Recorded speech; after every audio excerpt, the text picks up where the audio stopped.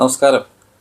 കഴിഞ്ഞ ദിവസം ന്യൂസിനകത്ത് തൻ്റെ കുഞ്ഞിന് ഫുഡ് പോയ്സൺ വന്ന കട ഭക്ഷണം കഴിച്ച് ആ കടയെ അടിച്ചു പൊട്ടിച്ച ഒരു പോലീസുകാരൻ്റെ ഒരു വീഡിയോ കണ്ടു. ശരിക്കും പറഞ്ഞാൽ പോലീസുകാരനെതിരെ ഒരുപാട് ആളുകൾ മോശമായ കമൻറ്റുകളൊക്കെ പറഞ്ഞ് ആ വീഡിയോയ്ക്കകത്തൊക്കെ കമൻറ്റൊക്കെ വന്നിട്ടുണ്ട്. പക്ഷേങ്കിൽ ഒരു അപ്പൻ എന്ന നിലയിൽ ഞാൻ അദ്ദേഹത്തെ 100% സപ്പോർട്ട് ചെയ്യുന്നൊരു കാര്യമാണ്. എൻ്റെ ലൈഫിൽ ഒരു 1-2 വർഷം മുമ്പ് ഇതേ അവസ്ഥയിൽ കൂടെ കടന്നു പോയൊരു വ്യക്തിയാണ് ഞാൻ. ഞങ്ങൾ വളരെ യാദൃശ്ചികമായി മേടിച്ച ഒരു ഷവർമ പോലത്തെ ഒരു സംഭവം. പലപ്പോഴും ഈ ഫുഡ് പോയ്സൺ ഉണ്ടാകുന്നതിൻ്റെ പ്രധാനപ്പെട്ട കാരണം മയണൈസാണ്. ഈ മയണൈസ് ഉണ്ടാക്കി ഷവർമയുടെ സൈഡിലെ തീയുടെ സൈഡിൽ വെച്ചേക്കും. അത് ചിലപ്പം പെട്ടെന്ന് അഴുക്കായി കഴിഞ്ഞാൽ അതിലുണ്ടാകുന്ന ബാക്ടീരിയ വളരെ ഡേഞ്ചറസായ ഒരു ബാക്ടീരിയ ഫോം ചെയ്യുന്നു. അത് ശരീരത്തിനെ ബാധിക്കുകയും ലൂസ് മോഷൻ ആകുകയും ചിലപ്പം മരിച്ചു പോകാൻ വരെ സാധ്യതയുണ്ട് ആൾക്കാർ. അപ്പം ഈ വരുന്ന ഞങ്ങൾ ഭക്ഷണം മേടിച്ച് കഴിച്ചു. ഞങ്ങൾക്ക് പിറ്റേ ദിവസം ആയപ്പോൾ ഒരു ചെറിയ ബുദ്ധിമുട്ടൊക്കെ തോന്നി. ഇതൊന്നും അറിയാതെ ഇച്ചിരി കൂടെ അധികം ഉള്ള ഭക്ഷണം പിറ്റേ ദിവസം ഉച്ചയ്ക്ക് വീണ്ടും കഴിച്ചു.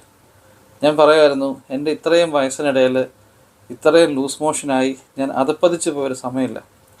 എനിക്കും എൻ്റെ മകൾക്കും ഒരേപോലെ ലൂസ് മോഷനായിപ്പോയി. ഭയങ്കരമായിട്ട് ഞങ്ങൾ ടയേർഡായിപ്പോയി. ഒരു രീതിയിൽ നമുക്ക് നടക്കാനോ എടുക്കാനോ ഒന്നും പറ്റത്തില്ല.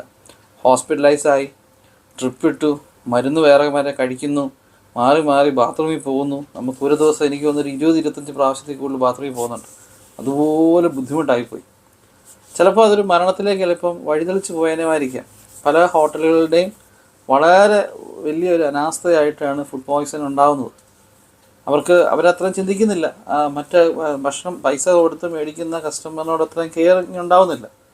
അപ്പം ഇത് കാണുന്ന ഒരു പേരൻറ്റിനെ സംബന്ധിച്ചോളം വളരെ വിഷമം ഉണ്ടാകും.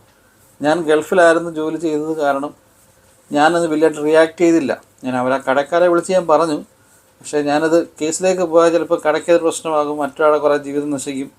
പക്ഷേ നാട്ടിലായിരുന്നു ചിലപ്പോൾ ഞാൻ മോശമായിട്ട് കുറച്ച് റിയാക്ട് ചെയ്തതിനുമായിരുന്നു. ഞാൻ പറഞ്ഞു വന്നത്, നമ്മളുടെ മേടിച്ച് കഴിക്കുന്ന ഭക്ഷണം, പൈസ കൊടുത്ത് കഴിക്കുന്ന ഭക്ഷണം നല്ല ഭക്ഷണമാണോ എന്ന് നമ്മൾ തിരിച്ചറിയാൻ ശ്രമിക്കണം. അതല്ല അവിടുത്തെ പ്രശ്നമുണ്ട കടയാണെങ്കിൽ കഴിവതും ഇത്തരം ഭക്ഷണങ്ങൾ നമ്മൾ ഒഴിവാക്കാൻ ശ്രമിക്കുക. കാരണം ചെറിയൊരു ഭക്ഷണത്തിൽ വരുന്ന മിസ്റ്റേക്ക് കാരണം ചിലപ്പോൾ ഒരു ജീവിതത്തിൽ നഷ്ടപ്പെട്ടു പോയേക്കാം. Thank you.